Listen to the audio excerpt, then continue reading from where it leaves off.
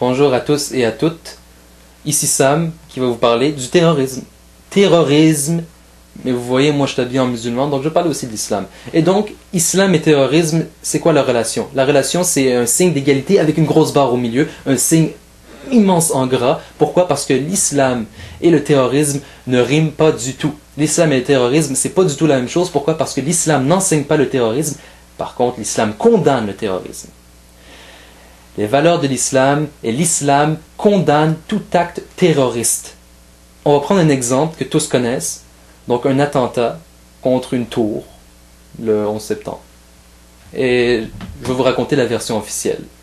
Vous de faire vos recherches. Mais je vais raconter la version officielle et donc celle qui est mentionnée dans les journaux américains. Et donc il y aurait par exemple dans un avion certains hommes qui se prétendent musulmans premièrement. Et donc ils se sont levés dans l'avion et qu'ils ont pris en otage les passagers.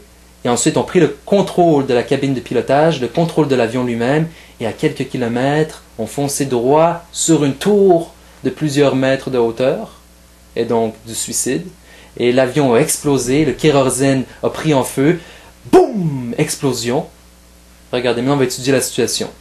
Donc les hommes qui ont pris en assaut l'avion, ils ont pris des otages qui ont délibérément fait cet attentat. On va étudier la situation. Maintenant, premièrement, ils ont accepté de se suicider. Le suicide en islam est un énorme péché. Ensuite, les personnes ont délibérément tué des personnes innocentes. Ils ont tué premièrement, délibérément, les personnes qui étaient dans l'avion, 40, 50, 700, soit, je ne sais pas combien de passagers, mais ils ont tué les passagers de l'avion. Et ensuite, ils ont continué délibérément se faire exploser dans le building et ils ont tué délibérément les personnes qui étaient sur leur passage.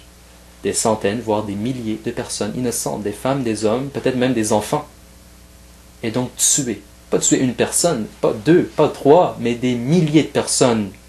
Imaginez le péché que ces personnes ont eu, et ça juste avant de mourir. Est-ce que vous croyez que l'islam enseigne ça? L'islam, c'est accomplir le bien, éviter le mal. Et on parle ici de deux des plus grands péchés. Et en plus de ça, on rajoute par-dessus ça l'image après que les gens ont eu de l'islam. Après ça, après les attentats du 11 septembre, les gens ont vu l'islam comme une religion terroriste et ils ont associé après ça les gens qui avaient une barbe et les femmes avec des voiles à des terroristes, les hommes à des terroristes, les femmes à des femmes de terroristes. Et après ça, on stigmatise la population musulmane dans les pays occidentaux, on les isole et ensuite les préjugés fusent de partout. Et la religion musulmane, qui est à l'origine et qui est une religion de paix, est devenue, aux yeux de beaucoup de personnes, une religion de terreur.